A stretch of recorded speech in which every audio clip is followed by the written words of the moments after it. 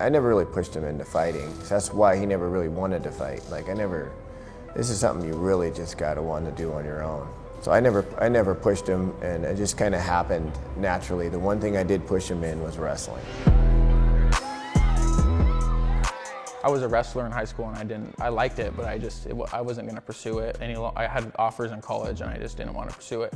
And then I went to college, and I realized I wanted to try fighting. I was watching videos, watching UFC all the time, and I was like, I want to try it. So I called him, and I'm like, I'm coming home in May, and I want to fight on the next fight card. And then that's how it happened.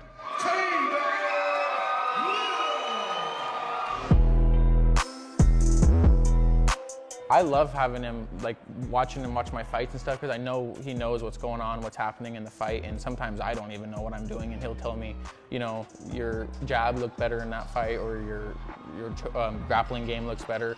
So having him a coach is even better, I feel like, as a relationship-wise, because it makes it, you know, I trust him more, what he's telling me, I believe what he says, to an extent to where I'll go into a fist fight and do exactly what he tells me. Emotions get crazy because like you could get your eye gouged in, you could bleed all over the mat. So emotions for me are nuts. Especially in the back room, I get nervous, I get anxious, I get excited, I get all of it. I mean, I get every emotion in the book. One thing that's great is I don't have to coach him as much as you think, since he's been a lifelong competitor.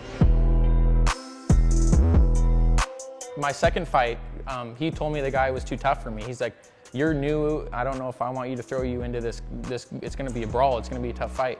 And I was like, Dad, I wanna fight him, I'm gonna fight him, I'm gonna beat him. I was telling him I was gonna beat him, and I walked in there and I knew it was gonna be a fight, and I love it. I'm young, so it's a blessing for me to walk in here and see Sam Sicilian, Mike Chiesa, guys that have gone through what I wanna do with my life. Michael Chiesa is one of the best around. From the moment he's walked in here, he's enjoyed it. He has the same thing. So as long as he can maintain that, it's more of a love. If you can maintain that and want to be here, then I'm telling you, he'll be right there where Mike was. Mike's successful with what he's done, and I ask him every question I can. I ask Sam every question I can about what I can do to be successful with this. I've watched him ever since I was a kid in this match, just like these, grappling. So I've been around him my whole life. I said, I'm never going to push that. You have to want to do it yourself. And if he is like he is now, 10 years from now, then we'll be seeing him on pay-per-view, that's for sure.